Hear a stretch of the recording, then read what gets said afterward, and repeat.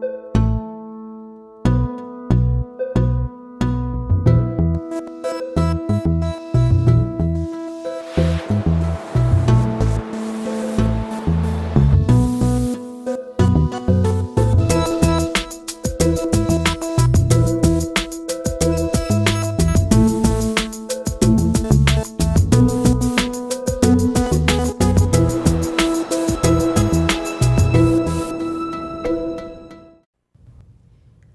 I'm Kathy Ling, and I'm here with Hooked on Life.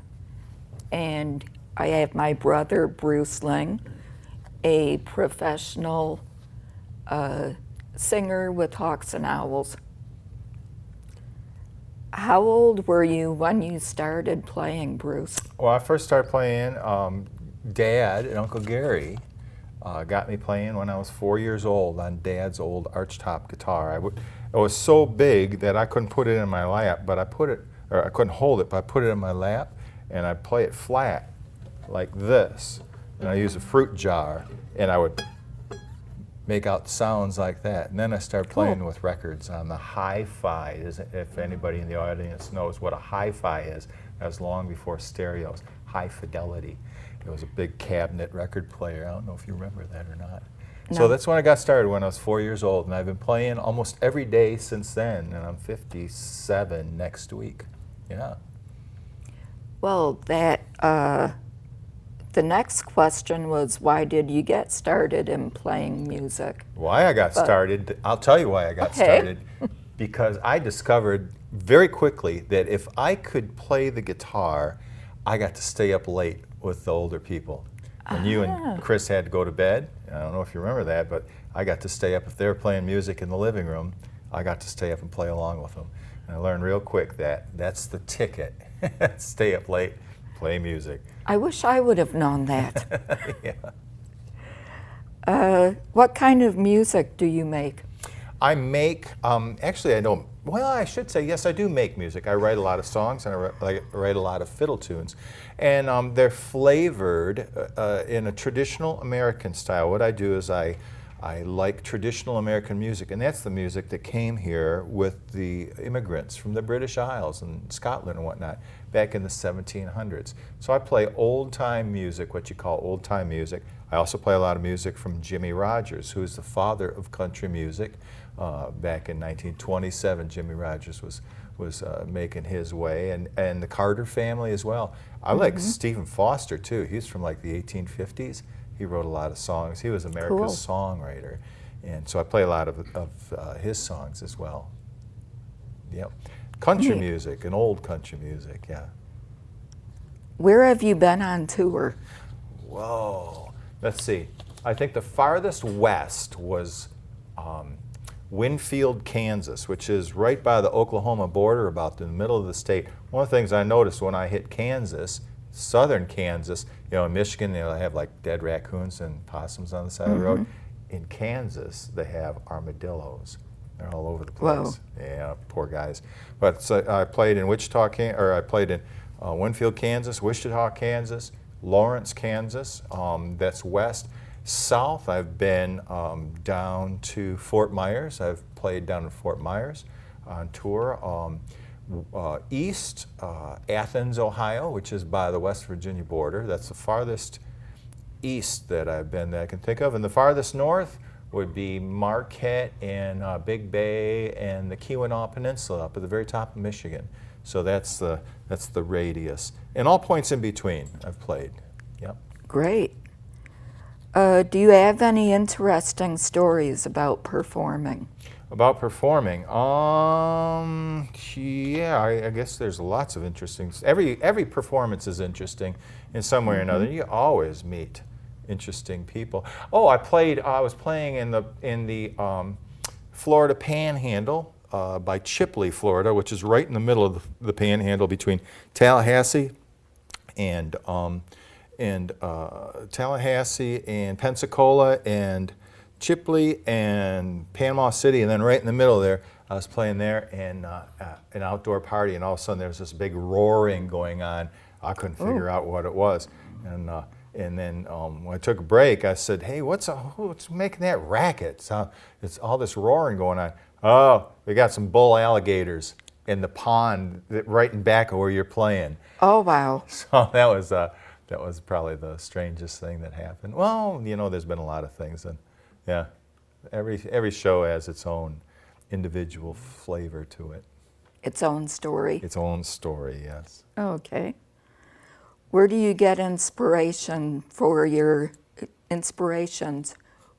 music songwriting? Well, for my Also. songwriting, original songs and whatnot, I'm inspired by nature is really important to me. Birds of prey, hawks and owls, that's the name of my string band. I was a raptor rehabilitator at Blandford Nature Center for years, and that's partly where that name came from. I'm inspired by nature, birds of prey, all sorts of things in nature. I'm inspired by rivers. You know, I've lived on rivers my entire life, and rivers are very inspirational. They're always moving. The spirit of creation inspires me. I've learned how to be quiet, to sit still and to clear my mind, and oftentimes when I do that, something will come in that is not of my invention, something from creation, and then I will just it'll come out my instrument, whether it be the mandolin or fiddle or the guitar. Yep. And the song also would be there, right? Exactly, exactly. Sometimes some songs I've taken a while to write, I will come up with a melody, will be in my head, and I'll play the melody, and then all of a sudden some situation will arise, and I'll start writing words to match that situation. That happens sometimes, or there's been a number of times where I've just sat down and all of a sudden had all these words and music just flow right through me and right out my pen, and there it is. Something like that happened for the 9/11, after the 9/11. Most certainly, most certainly. There was With- we were on the pontoon boat. I was just approached by a production company to write a song about the whole 9/11 thing, and I didn't have anything in my head, and I couldn't make anything happen. And we were on the pontoon boat coming down the river, and I looked out the back of the pontoon boat, and there was a double rainbow over the river.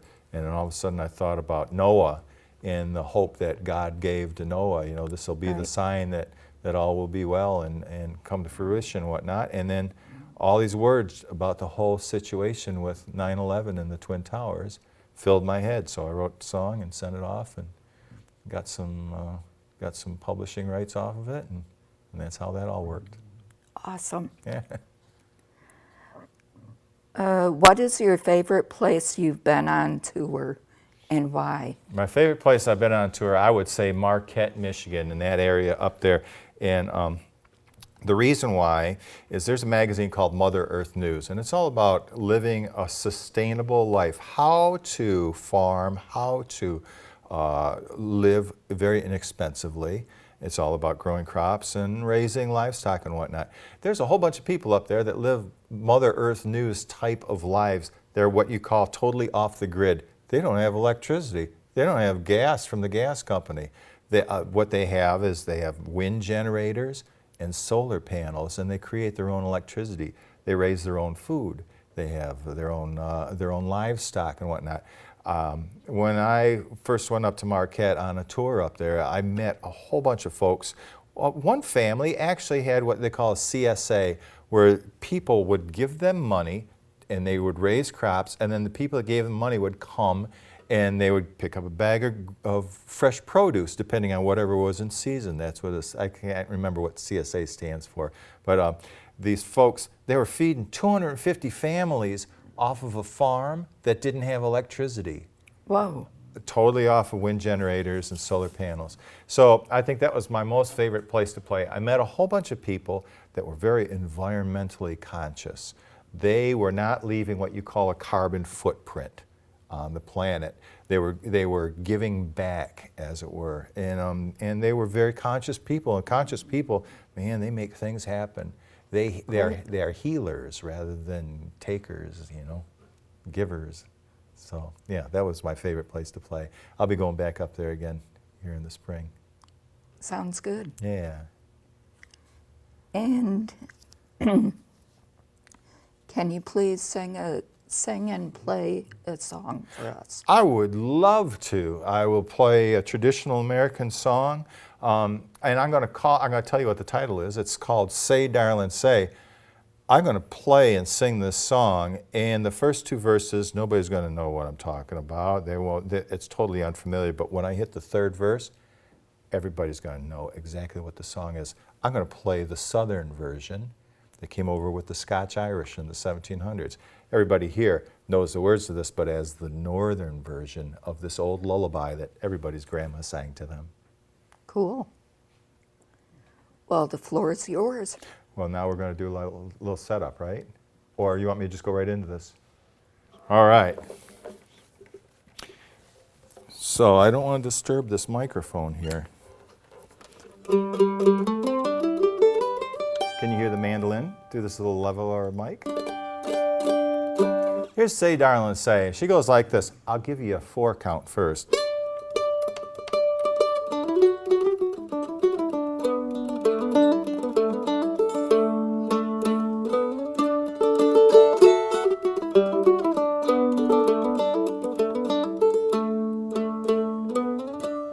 Now, hey, little darling, won't you marry me? We'll live over by the old oak tree. Say, darling, say. Old oak tree will be our home, never more this world to roam. Say, darling, say.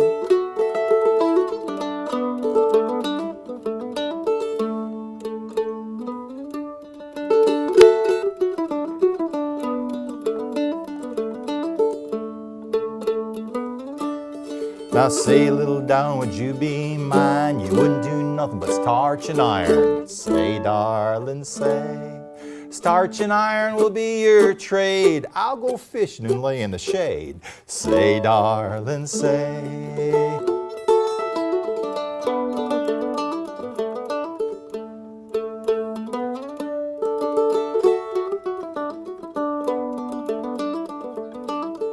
You'll know these words.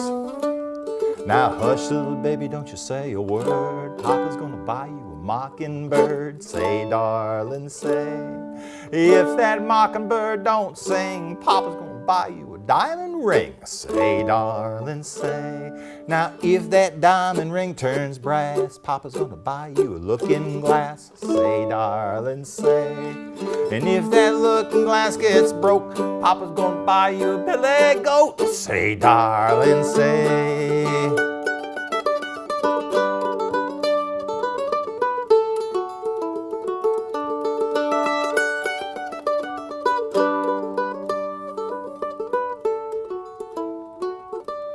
Now if that billy goat don't pull, Papa's gonna buy you a carton bull. Say, darling, say. If that carton bull fall over, Papa's gonna buy you a dog named Rover. Say, darling, say. Now if that Rover dog don't bark, Papa's gonna buy you a horse and cart. Say, darling, say. And if that horse and cart fall down, you'll still be the prettiest girl in town. Say, darling, say.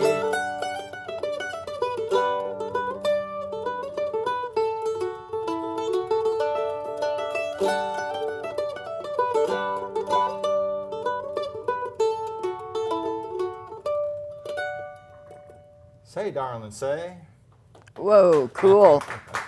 Well, thank you for having me out here. Thanks, bro. Kathy, I appreciate it, and I appreciate you've been my sister for all these long years. Yeah, they've been long. Thanks for coming out. Most certainly. Enjoy. Peace to you. Hi, my name is Sandra Corning, and I am here with the Hooked on Life, and my special guests are Glenn and Kirsten, and today we'll be talking about art. Kirsten, what type of art do you do? I work with several different genres. My medium of choice is polymer clay, which is a plastic clay that cures in your own home oven. And my other choice medium is pen and ink. I do Zentangles, which are a doodle form of creativity, and I enjoy that. But I do a lot of stuff. I knit, and I I will paint from time to time, draw, but that's the kind of art I do. Okay, Glenn? I do Abstract. abstract art. Abstract art. Okay. Glenn, how did you get started? My mom and Sandy and Kurt. How did you get started, Kirsten? Well, when I was younger, I was sick a lot, and I had a heart problem, and I had a stroke when I was younger, and I have some trouble with my hand now, but that's another story. You asked how I got started. My mom was an artist, and she worked in the fiber arts, and she got me involved in art and doing different kinds of things, color books or coloring books and painting and different kinds of painting, acrylic and oil, all kinds of stuff. And I just kind of lit on polymer clay on my own. I just kind of started following that. There was a TV show that I used to watch, and they were doing it on that. And that's how I started doing polymer clay. And I just kind of picked up with the pen and ink myself. So, but that's how I started. Okay, Kirsten, tell us about Mary Freebed.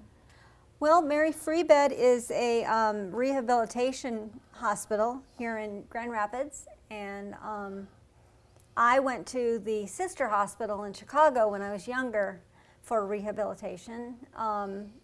It's for if you get into an accident or you have some sort of physical limitation that you need to work on.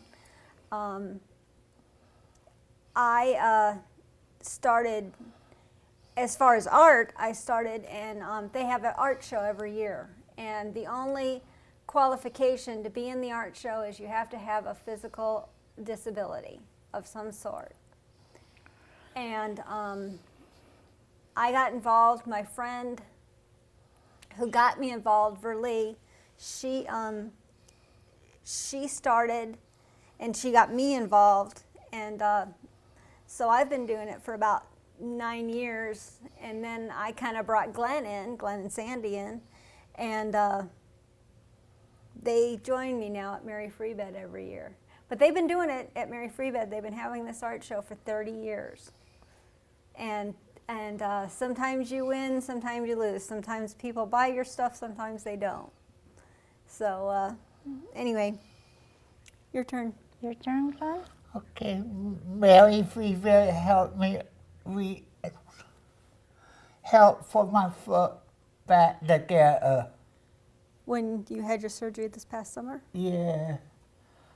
Gwen and Sarah Sally. and Sally. All their therapists? Yeah. Right. Now, did they buy this piece? No. Nope, that's one of yours? Yeah. Ah, I like it. It's pretty. You take it off. I'll take it up there for you. Glenn, how do you go about creating your work, your art? My friend, good idea. Mm-hmm. And then what's the next step? Put it on paper. Mm-hmm. And then just kind of work it from there, right? Right. Same for me, actually. I start with it, and you're right, it all comes from an idea, and sometimes those ideas are good, and sometimes they're bad, and that's kind of how it all works out. And with me, I work with clay, so I don't start with paper necessarily, but I start with mashing the clay together, so it's soft and pliable, and then I'll create a How about the thing. curtain ball you made? Oh, I made Christmas balls, and the first couple I tried, they were just, and yucky. And then I had these guys helping me, but it was my fault they were yucky. I was mixing too many colors. And, so, you know, sometimes art will turn out and sometimes it won't. And it's just, you know, it's how you're feeling that day, I think, that has a lot to do with it. But I did brought that up. that was good. That was good. So, Kirsten, what do you like the most about art? I think that you can do anything. You can do, there are so many different options with art and so many different colors you can work with and so much that you can do with art. I love that part of it. Why do you like art so much? I do love art. You just love it? Yeah. My mom had a real good art book at the house. And you like looking at it? Yeah. That's cool. Glenn, how does the art make you feel? Real good. Make me happy. All the time. You like doing it? I like doing it. I gotta say something. Free my people got. Free my people at Mary Freebed. That's true. Huh? I forgot about that. 3 of your pieces are at Mary Freebed, aren't they? Yeah. If Mary Freebed, if their guild decides they like a piece, they will buy it and put it up in the hospital. And he's had that happen. I've had that happen back several years ago. But you know, every time you put something in, there's a chance that Mary Freebed will buy the piece, and then they put it up in the hospital for all the people and all the patients and doctors and nurses and everybody to come and see it. And he's got 3 pieces at there. So that's pretty cool. And what was the last question? How does art make you feel? I think that's a good question because when I look at art, I look at different people's art, it makes me feel happy. Doing my own will make me feel frustrated sometimes, but it also is a calming thing. Like last night. Like last night, it was frustrating. Exactly. But then, you know, it started to work, and we were working it, and it started to kind of come together, and then it was nice, and then it made me feel good. So when I have some pain in my hand, and then I'm able to use art to kind of Well, thanks for Try to- being on the show, Kirsten. and Sure, sure. You're Thank welcome. you. Thanks to everybody there. My name is Adam. It's Hooked on Life.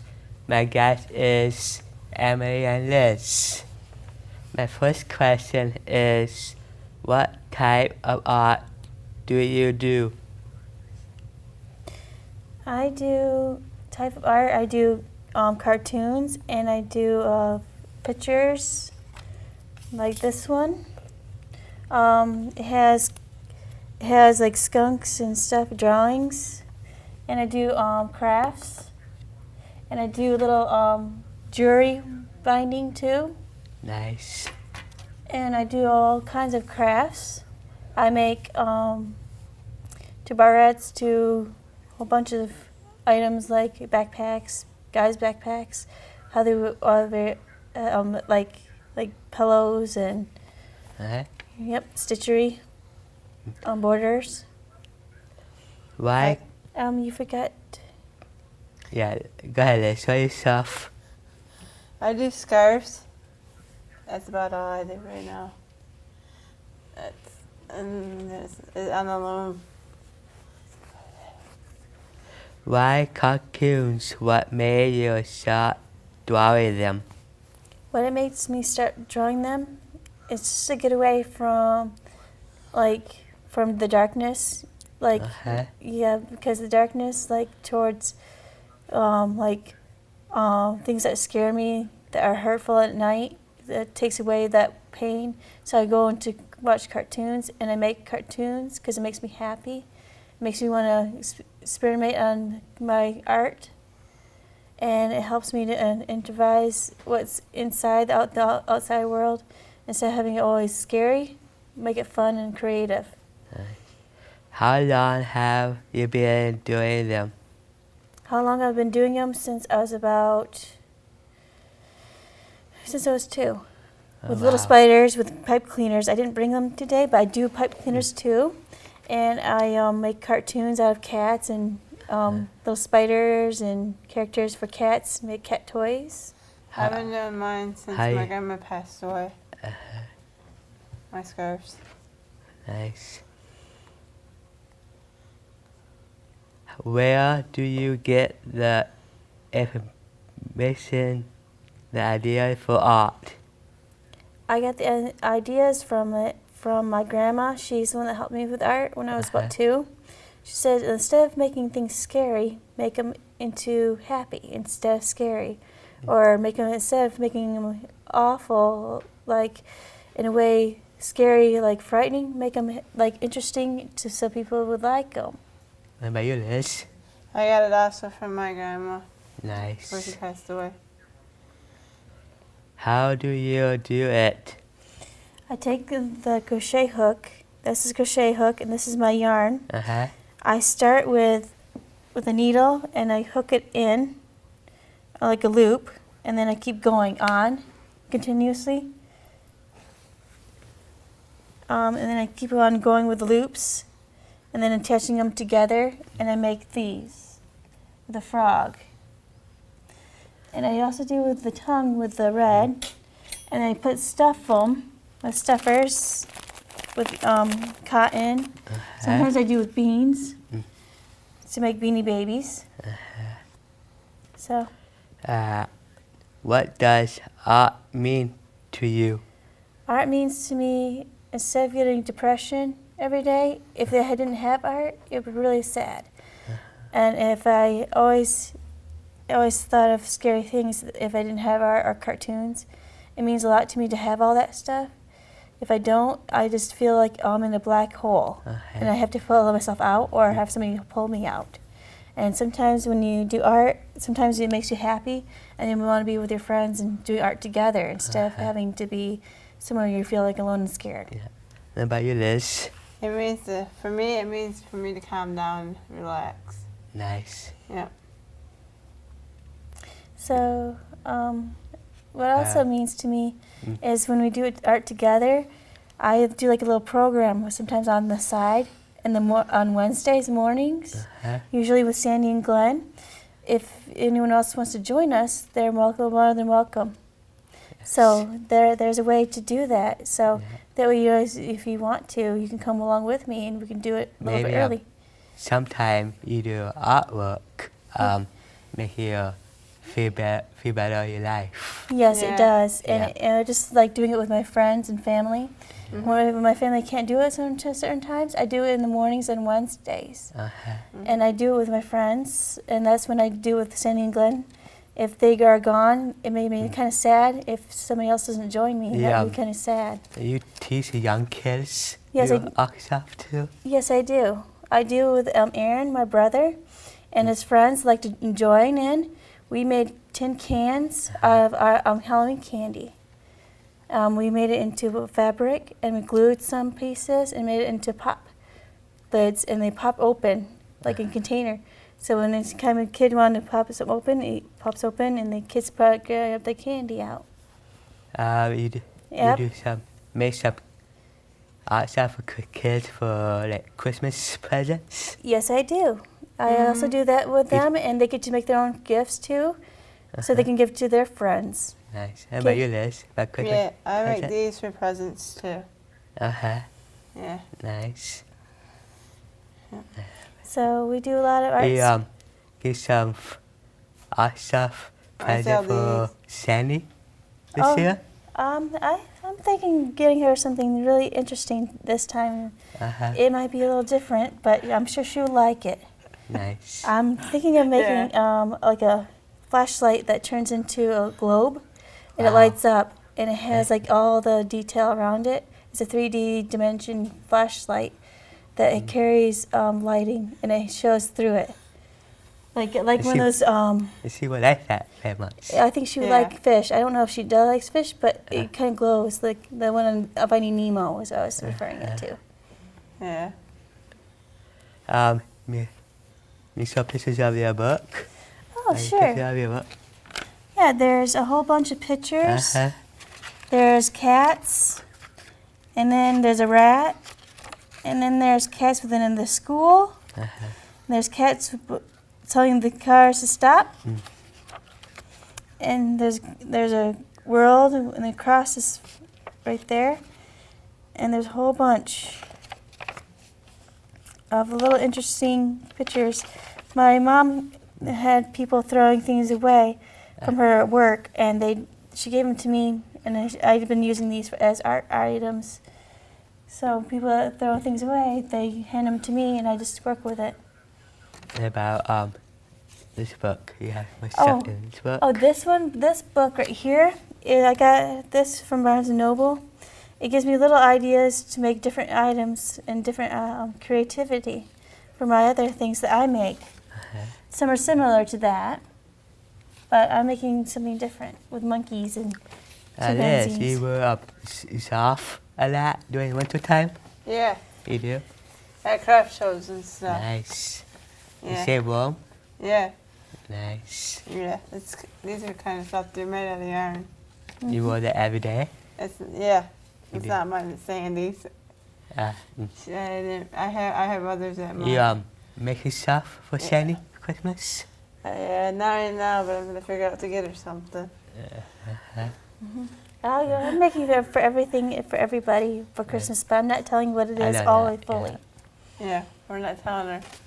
Okay, thank you for coming, Emily and Liz. You're Yeah, welcome. thank you. Thank you. Yeah. Thank you.